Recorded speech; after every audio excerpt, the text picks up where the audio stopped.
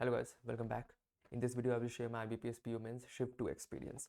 And I have to say the paper was really difficult. I was not expecting the paper to be this difficult, and what I've noticed is that it was a completely new pattern paper. It was not just difficult, they introduced certain things which was never to be seen before, at least in IBPS PO Mains. So I will not go into too much of detail regarding each and every question. I will discuss a little bit of the question which I have solved and how I have solved it. And moreover, this video is regarding how much attempt I have done and what number I'm expecting. I've made a similar kind of video for RBPO mains and they have predicted above 80. So there the cutoff was 78 point something from Haryana general category. So as of now, my prediction are very accurate. So I'm going to do the exact same thing for IBPS PO mains. However, there's going to be normalization, so we need to consider that. However, if normalization is there, it's going to work in my favor because I was in shift 2 and shift 2 was relatively difficult than the shift 1. So let's just go to the canvas and there I'll explain. We turn this off. All right.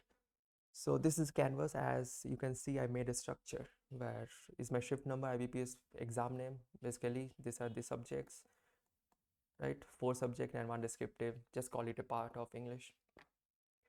And there I have written attempts, 2 marks and 1 marks, which I'm pretty sure all of you already know.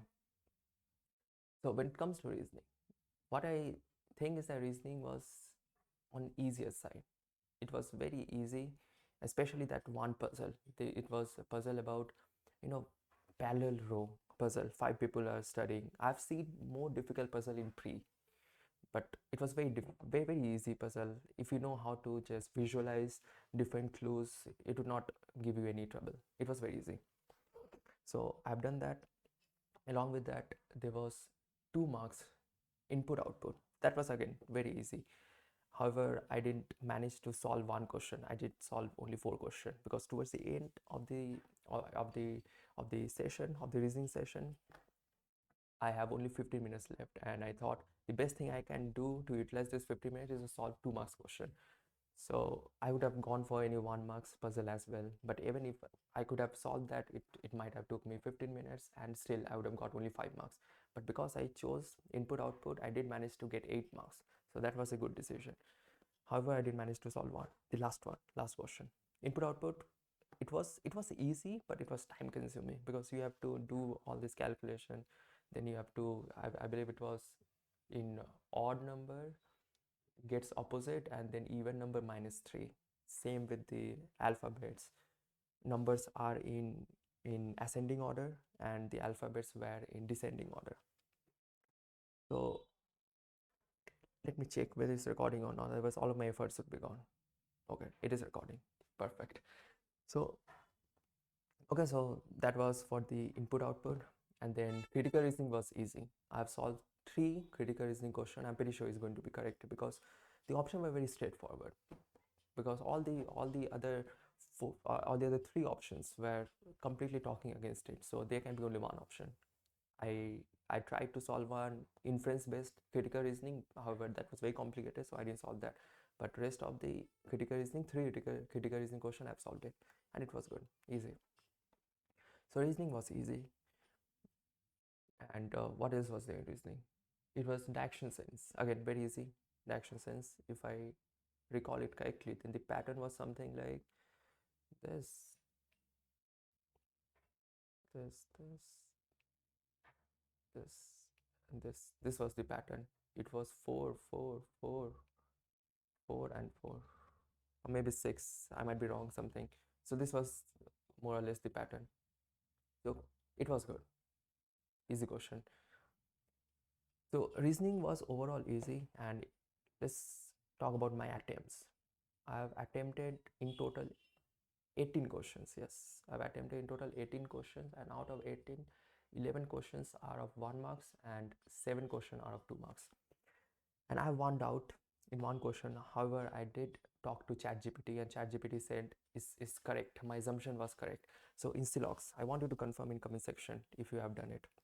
So in Silox, there was one conclusion that was sum A RB, no comma was not there, and let's say some C is not D is a possibility. Okay? It was this. Now, what I've assumed is that is a possibility is applicable for both these statements. Some A are B and some C are not D. This is what I've assumed because there was no comma and it was conclusion. So I believe the and represent that the is a possibility is applicable for both. So I've assumed this and I've checked. If I don't assume possibility for the first part of the sentence, then the option, then I get two options. However, because I've assumed that is for both part, first and second part, so there is only one option that fills the gap. So I have a little bit of doubt. However, I discussed with ChatGPT and ChatGPT said whatever I've done is correct. So I'm just counting on that. So let's say out of 7, let's talk about the maximum marks I can get from here. So 7 into 2, it comes 14, right? This is the marks, and then 11 marks, let's say. So in total is going to be maximum 25. That's the maximum marks, but let's just to be on the safe side, right? Let's say I will get 22 marks. Instead of going for 25, I said 22. Why I wrote 25? 22 marks. Okay, so this is what I'm expecting in reasoning. 22 marks. Now GA, current affairs, very difficult. And I do spend a lot of time doing current affairs. It does help me in English a lot. Current affairs doesn't help me in current affairs, but it helped me in English significantly. So current affairs was very difficult and it was mostly number based. And it's very difficult to remember all these numbers. If there would have been only 2 5 numbers, then you can remember it. There are so many numbers, it's very difficult to remember all these numbers. So current affairs was very difficult. I have attempted only 14 questions, and out of this I think 2 questions were wrong. One is wrong for sure, that is the satellite which Amazon launched. I marked it as global sat, however it was Kyber, project Kyber or something. So one is definitely wrong. Another one, I'm not sure whether I've marked it or not, I forgot, is the additional add-on. When you add something to your existing insurance policy, I marked it as surplus. I'm not sure whether I marked it or not, because there are 2 3 times when I marked it, then I again unmarked it. So I'm not sure towards the end whether I marked it or not. Just to be on the safe side, let's say out of 14 question, 12 are only correct and 2 are incorrect out of the 2 question. So here I'm going to take only 10 marks. This is how much I'll get in current affairs, right? In English, I know most of you will not agree with me what I'm about to say about English, but I think this is how an English paper should be. Not all this stupid grammar, 100 rules of grammar. That's completely nonsense. It's not going to help you in speak, in writing. In writing, the grammar does help a little bit. However, you have all this integrated app. You have ChatGPT, you have Grammarly that can integrate to all the browser and all the in the system. So grammar is not important. Grammar is the most useless thing in English. And I do remember when in the initial days I used to focus a lot on grammar, like 4 years back when I was trying to learn English. And I spent a lot of time doing grammar, but I realized it's the completely useless thing. No one cares about whether you're grammatically correct or not. Only those people who don't know how to speak or they are new, they care about grammar. Otherwise, grammar is the most useless thing ever. So I am a big proponent of this kind of paper. However, it was difficult and it was very conceptual. I'll give you some example why I think it was so conceptual. So in the passage, there was one question where it was mentioned that which one of this is correct, right? Out of this. So now you have to calculate it. If I remember it correctly, then it was 36,000 people in one district, and in total there were 17 districts, and in option it was given something which is there are more than 6 lakh people, right? More than 6 lakh people in the whatever was the place name, SCA something. One was Paradise, another one is SC something. So it was more than 6 lakh people, and you need to actually multiply this, because in one district there are 36,000 people. So in 17 district you have to multiply, and it was coming at 6 lakh 15,000 something. So that's why this would be the answer. And there was similar kind of option there. For example, it was talking about the unemployment rate. So in unemployment rate, in the passage was given as 65%. That was the unemployment rate. However, in the option it was talking about the employment rate. So there can be only two, right? Either it's going to be unemployment rate or employment rate. That's what everyone who belong to that society will have eventually. So 65% is the unemployment rate, so employment rate would be 35%. But in the option, it was given the employment rate is more than 45%. So this cannot be the answer. So they did play with option a lot, and it was logical. Just by, I do remember like last year when I started my preparation, and in passage I was really bad in paragraph. So what I used to do is that I try to find similar words. If a similar word is given in the option, I try to go for the similar word, but similar word is not even there. In the option you have given employment, and in the passage there is no employment, it's only unemployment. So you keep on looking, but you will not find. So English, it was very logical, and I love this kind of English. I hope IBPS continue this kind of English. However, the level was high. Let's be honest, bro. Level was high. It can be a little bit easier. However, very good English. I love it.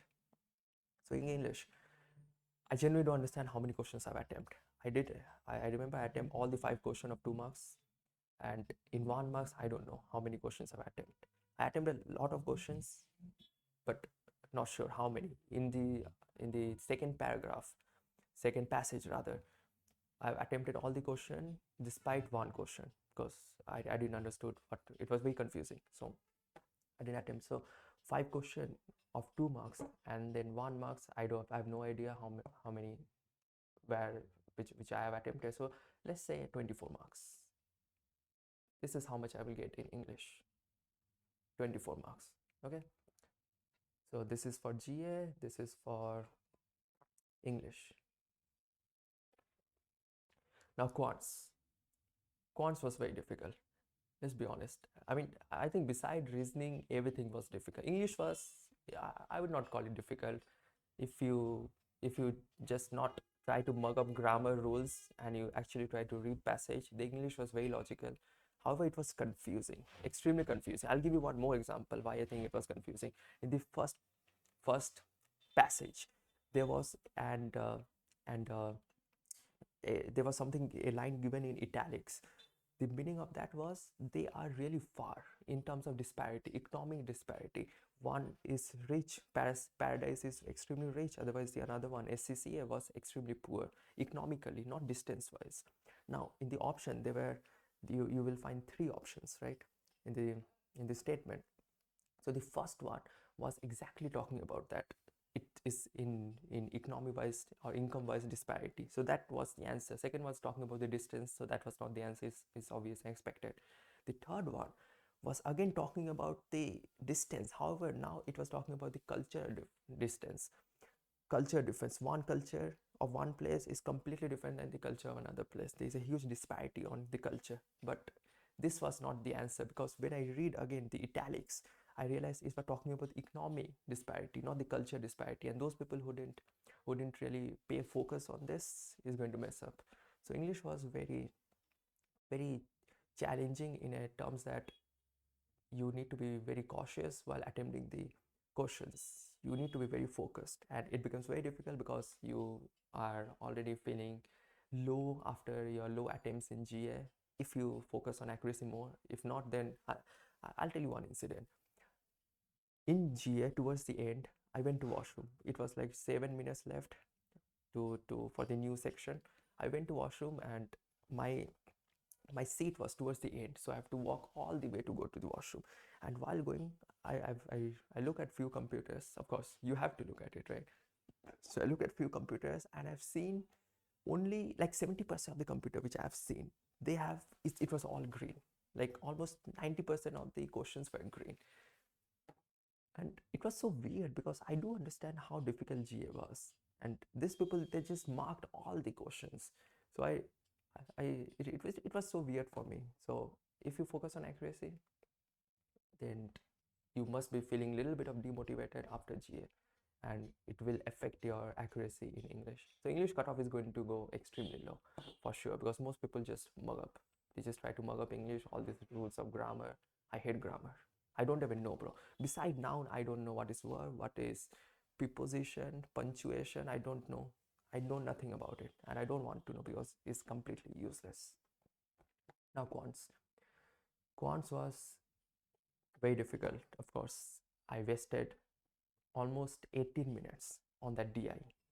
It was a big DI, right, of 6 question, 12 marks, 2 marks each. So, and it was looking so easy. It's normal one line chart and then one bar graph. It looks so easy, only two commodity A and commodity B. So I thought, all right, it's easy, 12 marks, let me get it. But it was completely unexpected, and still at this point of time, I don't know what the question was actually trying to say. I have absolutely no idea. So quants was very difficult. I spent almost 18 minutes in that because I did created the entire structure for it, and not just I created the structure, I even calculated there was, I believe, W and R. Let me write it somewhere here. It was W and R is 31, I believe, and W was greater than R. I did find the value of R. R was 15. It was two prime number, 5 into 3, and it's for two-digit number, right? It was 15, so W was 16. So I did found the value of W and R as well. However, there was no use of that on the question. I didn't properly able to understand what the question was asking. I did spend a lot of time trying to understand, but I have no idea what the question was all about. And I do solve a lot of DI. The only thing I solved is DI, come on. But it was very difficult. So I spent a lot of time there. However, I did solve the first question. In DI, there were 6 questions. I solved the first question. The first question was increase. It was the difference. They were asking you the percentage change of the difference. So firstly, you need to find the difference between two amount. I believe it was the market price of 2018 and 2019. What is the difference? And then you have to find the difference of one forecasted price and market price. And then now you have both the difference. Now tell me how much is this difference more than this difference, how much percentage? So my answer was 40 percentage. I'm not sure whether I'm right or not, but that's what I got, 40 percentage. So that's one. And then I solved one more DI. And again, I was in a very bad situation because after spending so much of time, I got only one question, and that too I was not sure whether this is exactly the answer or not.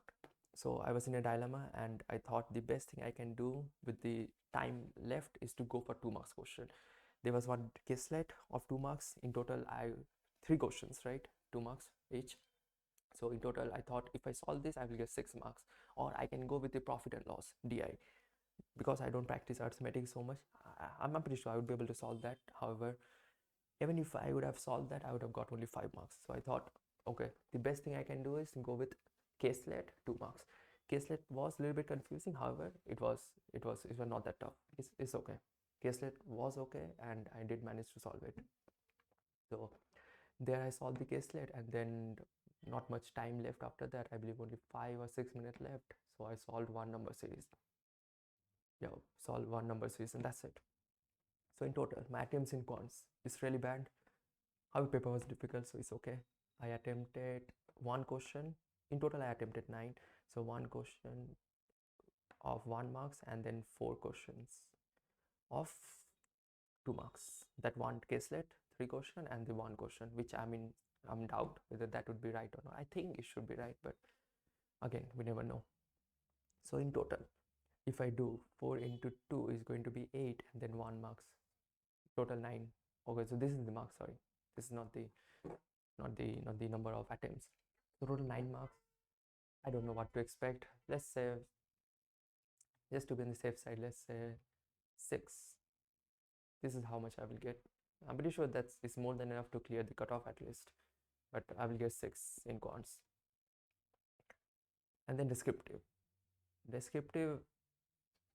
I did rot. I believe it was good. Out of all the descriptive I have written, it was one of the best descriptive. However, there was not enough time left towards the end for the essay, and I did manage to write like a very decent length of essay. I believe it was only 40 or 45 words left towards the end, and I did end with a conclusion. So I think it was good, and I do give descriptive paper from Guidely. And if I just try to compare descriptive of Guidely and the exam, if I would have written the same exact thing in Guidely, I would have got 20 marks. So in Guidely, I would have got 20 marks. So let me go with 19 marks. let's say here I will get 90. And this is another good thing, because I've given many descriptive tests from Guidely. So now when the actual scorecard comes, I would be able to relate how much accurate Guidely is, because I would have got 20 in Guidely. So in exam, if I get anything significantly lower than that, that means Guidely is not good. If I get exactly close to that, then I think Guidely does implemented its AI really well. So anyways, it was 19 here. So this is the total marks. So if I just add this to 6 and 6, 12 and 9, 21 and 4, 5, 7 and 8, 81, right? So this is the marks. It's not the attempt, it's the marks I'm expecting considering descriptive. Now, I don't really think my marks will go anything lower than that, because I've already considered the possible mistakes I could have done. In English, maybe my marks might go up, but honestly, you know what? I will get the normalization benefit as well. So I'm pretty sure my marks is not going to go below 81. Let's say 81. I will get 81 for sure, because in normalization, especially in English, normalization is definitely going to happen. In current affairs as well. In current affairs, what I heard is that in first shift, people attempted 20, 22 number, and it was very difficult to attempt even 10 question in shift 2. So normalization GA definitely going to be there, and even in cons English is, so it's definitely going to be more than 80 if I consider normalization as well. So I think that's it. I did make a prediction video of IBPS PO Mains as well, and they are predicted 80. So yeah, if you want, you can go and watch that video as well. Maybe I'll link that in the description or in the comment section, wherever. So I think that's it, guys. I hope you like it, and please tell me about this Silox. What do you think about it? This one. Tell me. I do ask ChatGPT, but the problem with ChatGPT is that it keep on changing its opinion. If you tell ChatGPT that no, what you are saying is wrong, ChatGPT just surrenders. Okay, whatever you're saying is correct. I will change my opinion. So I don't really trust ChatGPT that much. So please tell me what do you think about it. Alright guys, that's it then. Thank you for watching. Bye. Take care.